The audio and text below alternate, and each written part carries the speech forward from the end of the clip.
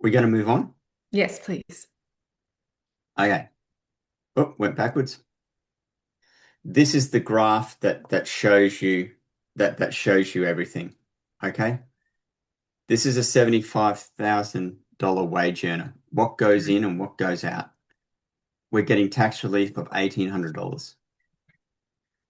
But the bottom line is what the cause of inflation is. That's why you feel poorer. That's why you sit back and you go, why isn't my money going as far as it was? Because this is our lived cost. Housing, electricity, fuel, food and groceries, insurance, other services. So your net result is you're going backwards $4,400. And that's your lived reality. Mm. Because everyone says, I just feel poor. This is what it is. This is how inflation, this is how inflation makes people poor. Yeah. Right? This is what the Reserve Bank is saying. We have to stop spending.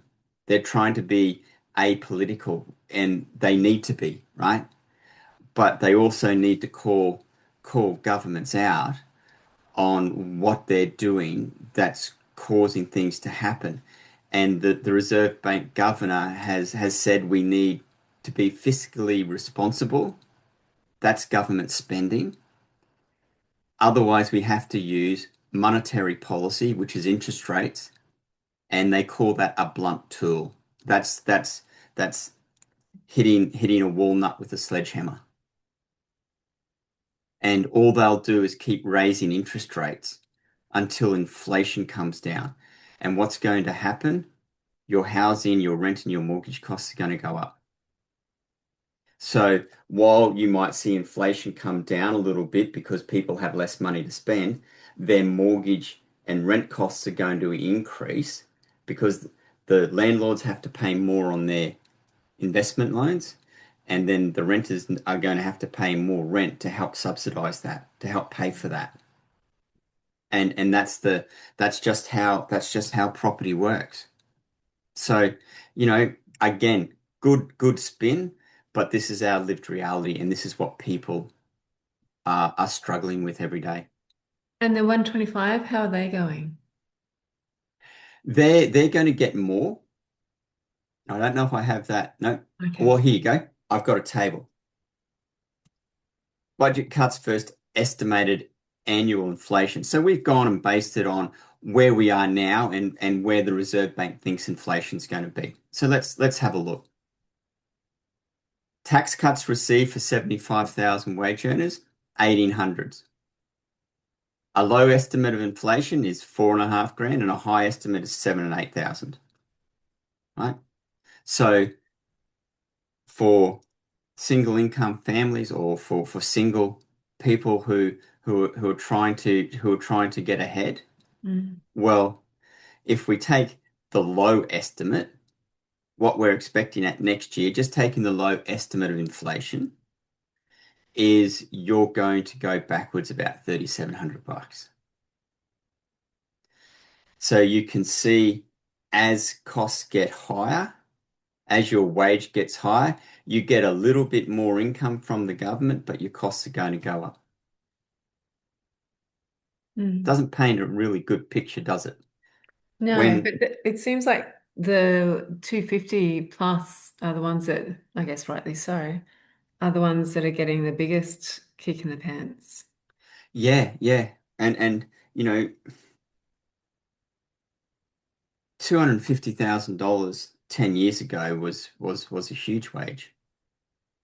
And for people who are on low incomes, I get it. I when I first started out working and raising a family, I was on a single income with a mortgage and a stay-at-home mum and my first child on $45,000 a year.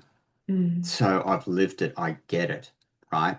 It's not a flippant comment. When you look at $250,000 now, it's that's not a large income, right?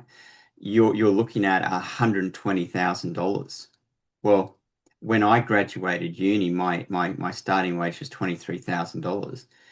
and the starting wage now is close to around that $80,000 for the accounting profession. So someone who's on 120 grand, you're still going backwards. It's the going backwards bit, Becca Jane. It doesn't matter what income you earn, it's the going backwards that shits me to my back teeth. No, no, no. Well, that's what I was also saying is that even the you think that the 250,000 are doing great, but they're the ones that are getting really kind of kicked in the pants there Yeah, compared to and, the and, big and, earner. and that household could be, a mum and dad Yeah. working or just two people in the Yeah. household earning 120 grand each, but the household earns 250 plus. Mm. So, this is the reality. Yes. The green's the promise, the other two colors are the reality. And it's not stacking up, Becca Jane. No. Well, what other good news have you got for us? Oh, let's keep rolling. Yeah, let's keep going. This now looks at wage inflation, wage growth versus CPI. So, moving this silly thing in yet again, when we sit down and we look, I'm looking, this is wage, this is CPI. So it's been good that your wages is above your CPI, right? That's really good. But look at this inflection point here. Around here was when all of those electricity rebates came off. All through here is when we started to have the Strait of Hormuz happening, right? So what you're going down now and looking at, you're now hitting negative wage growth. That's not good. So if This you were is, to talk to someone who is looking at the screen, and what would you say is the impact of that? Because I'm kind of just seeing, like I yeah. see, See, this is me nerding out. Love yeah, right. it. Love it. Right? For other people, they look at me like my Jack Russell looks at me. It gives me the side-eye, judgy stare look. Because I love this shit and I love nerding out about it. Mm. The real implications for people today is we're not walking forward, we're actually walking backwards. That's what it is. This isn't two steps forward, one step back. This is us going backwards. And this is the actual cause of why people can't buy housing because real wages hasn't kept up with house prices. And now that we've got inflation, house prices are going to continue to rise.